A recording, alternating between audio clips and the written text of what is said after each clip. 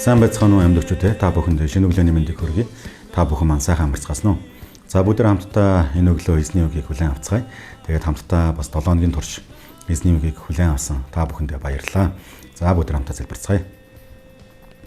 Их эзэн минь ээ, бид таны өмнөрж байна. Таны бидэнд зөвшөөрч байгаа энэ сайн цагийн төлөө танд баярлалаа. Өглөө бүрийг та бидэнд зөвшөөрч байгаа танд баярлалаа. Харин эзэн, тэгээд энэ өглөө ч гэсэн та бидэнд өөрийнхөө үгийг айлтгах болтугай. Тэрхүү үгээр танд дамжуулаад бидний итгэл бас өсөх болтугай. Танд баярлалаа. Эзэн Есүсийн нэрээр гуйн залбирлаа. Амен.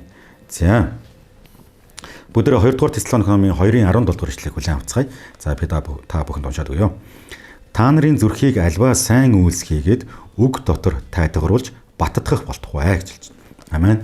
За энэ логийн турш ерөнхийдөө бидний эзнээс хүлээж авч байгаа үг бол Христ итгэл итгэл дээрээ бат зогсох тухай бас хүлээж авлаа. Тэгээд үргэлжлүүлээд бас бидний өнөөдрийн энэ үг бол эзэн биднийг баттгдаг тухай бас хүлээж авмаар байна. Өчтөр бүгдээрээ хамтдаа Бурханаас ирдэг мөнхийн найдвар, мөнхийн итгэл найдвар, мөнхийн тайтгарал, сайн найдвар, нэгүслийн талаар хүлээж авсан тийм ойлгосон.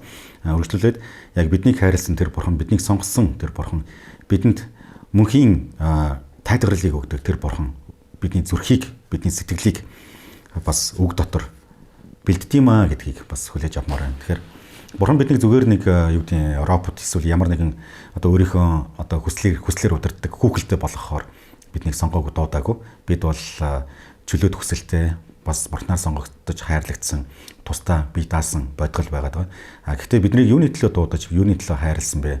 Юуны төлөө сонгосон бэ, аварсан бэ гэвэл бидний үйлс маань сайн үйлсийн төлөө байх ёстой гэж. Сайн үйлсийн төлөө байх ёстой. Энэ маш тодорхойлсон. Та нарын зүрхийг альва сайн үйлс хийгээд үг дотор тайтгаруулж баттгах болтугай гэж.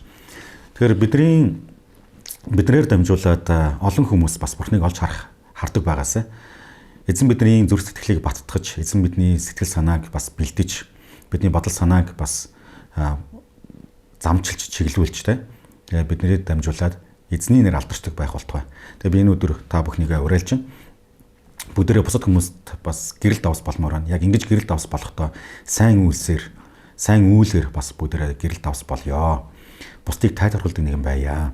Бусдыг урамшуулдаг нэгэн байя гэж уриалж байна. Тэгээ бидэнтэй уулзсан хүмүүс бидэнтэй уулзаж ярилцсныхаа улмаас тайлбарлыг авдаг байх болтугай. Урам зориг авдаг байх болтугай. Бидний улмаас бидний тэрхүү тайлбарл бидний тэр урамшууллаас болоод амьдралдаа зөв сонголт, зөв шийдвэрүүдийг гаргадаг байх болтугай.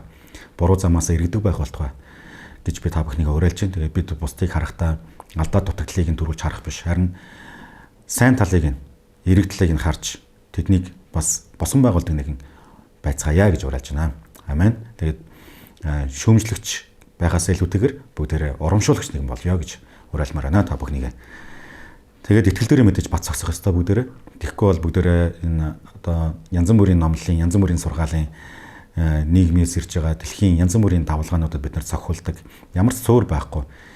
Тэгээд нөгөө салхи хаашаа хамхуулт ишээ гэдэг шиг бидний итгэл бас тийм хөнгөн бүү байх болтугай гэж бас хүсэж байна. Тэгээд та бүхнийхээ төлөө би бас залбирч өгье. За бүгд хамтаа залбирая.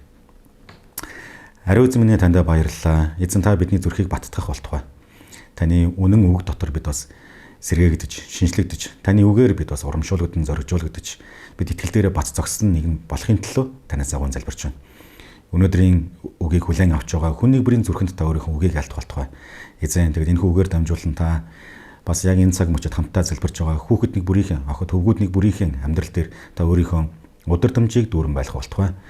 Таны үгийг хүлээн авсан хүн нэг бүрийн амьдралд үнэхээр таны сүнслэг үр жимс урган гарах болтугай гэж танаас агуулж байна.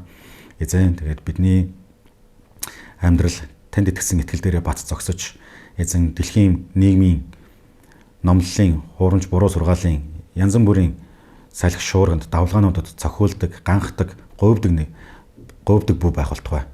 Харин ч амьдралын ямар ч шуурга салхинд бид бас итгэл дээрээ бат зогсож чаддаг, танаас ирсэн, танаар үнэлэгдсэн тэр үн цэннээ хүлээмжшөөрч чаддаг тэр нэгэн байхад та туслаарай. Эзэн та биднийг сайн үйл дотор өсгөх болтугай. Бидний сайн үйлс бусдад бүгдэнд нь илэрхий байх болтугай. Бидний сайн үйлээр дамжуулаад бусад хүмүүс урамшуулууд нь зоригжуулагдаж, бусад хүмүүс урам зориг авдаг байх болтугай гэж таньсаагуулж байна. Таньда баярлалаа. Тиймээс та биднийг өөрийн хаанчлалын гэрэл давс болон ашиглах болтугай. Энэ бүхний эцэст зөвхөн таны минь нэр алдарч болтугай. Их эзэн Есүсийн нэрээр гуйн залбирлаа. Амен.